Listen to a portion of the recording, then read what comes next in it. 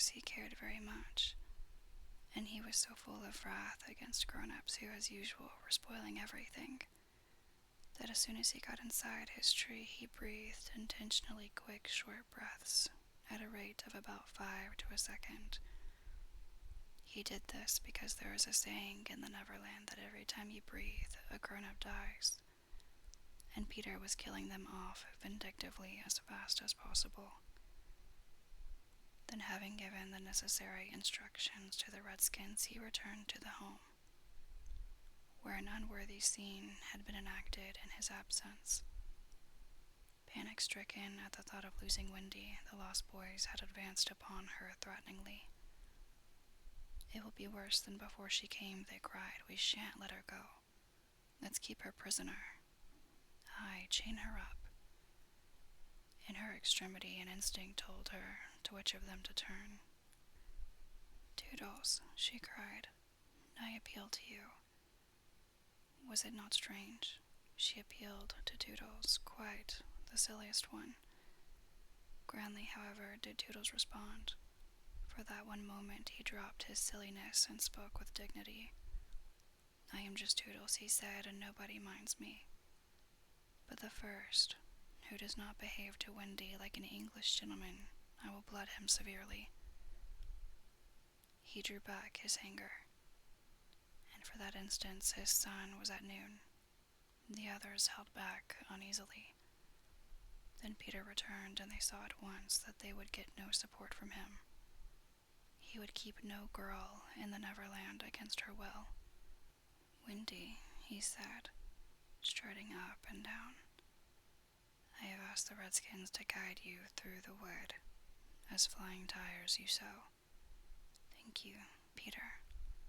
Then he continued, in a short, sharp voice of one accustomed to be obeyed, "Tinker Bell will take you across the sea. Wake her, Nibs." Nibs had to knock twice before he got an answer, though Tink had really been sitting up in bed listening for some time. "Who are you?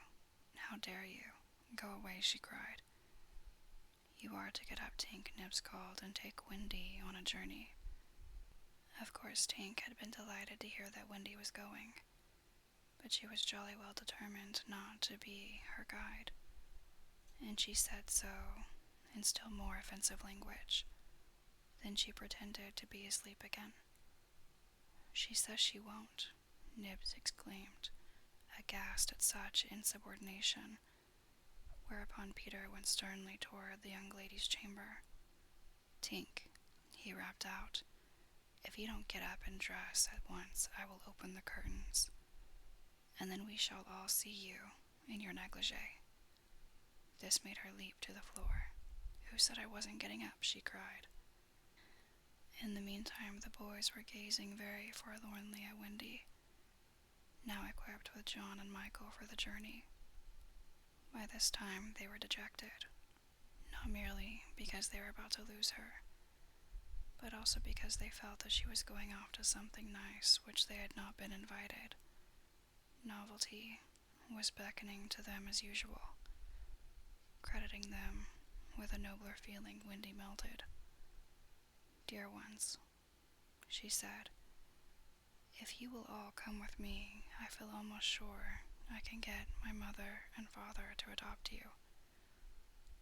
The invitation was meant specially for Peter, but each of the boys was thinking exclusively of himself, and at once they jumped with joy. "But won't they think us rather a handful?" Nibs asked in the middle of his jump. "Oh no," said Wendy, rapidly thinking it out. "It will only mean having a few beds in the drawing room. They can be hidden behind the screens on first Thursdays." "Peter, can we go?" they all cried imploringly. They took it for granted that if they went he would go also, but really they scarcely cared. Thus children are ever ready, when novelty knocks, to desert their dearest ones. "All right," Peter replied with a bitter smile, and immediately they rushed to get their things. "And now, Peter," Wendy said, thinking she had put everything right, "I am going to give you your medicine before you go." She loved to give them medicine, and undoubtedly gave them too much. Of course it was only water, but it was out of a bottle, and she always shook the bottle and counted the drops, which gave it a certain medicinal quality.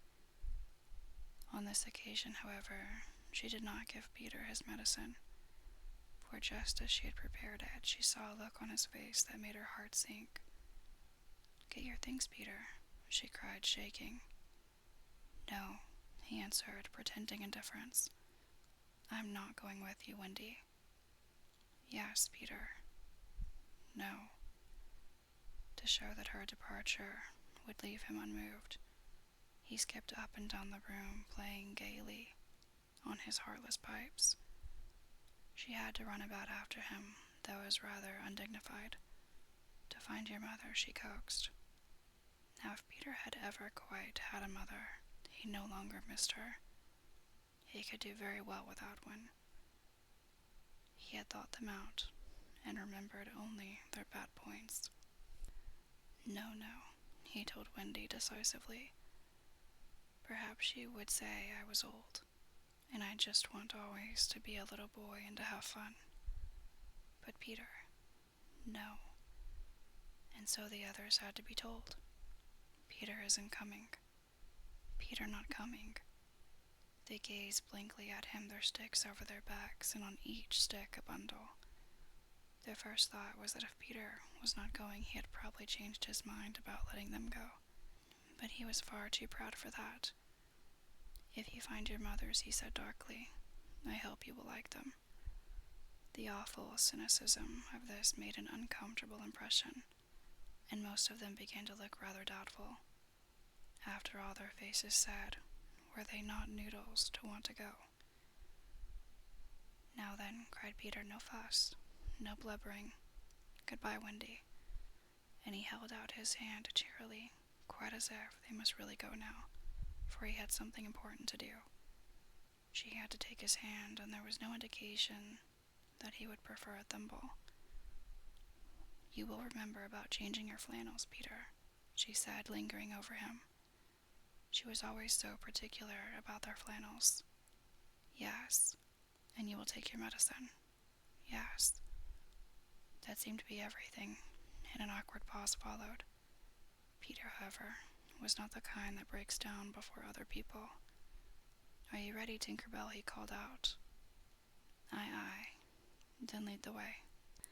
Tink darted up the nearest tree, but no one followed her, for it was at this moment that the pirates made their dreadful attack upon the redskins. Above, where all had been so still, the air was rent with shrieks and the clash of steel. Below there was dead silence. Mouths opened and remained opened. Wendy fell on her knees, but her arms were extended toward Peter. All arms were extended to him, as if suddenly blown in his direction. They were beseeching him mutely not to desert them. As for Peter, he seized his sword, the same he thought he had slain Barbecue with, and the lust of battle was in his eye.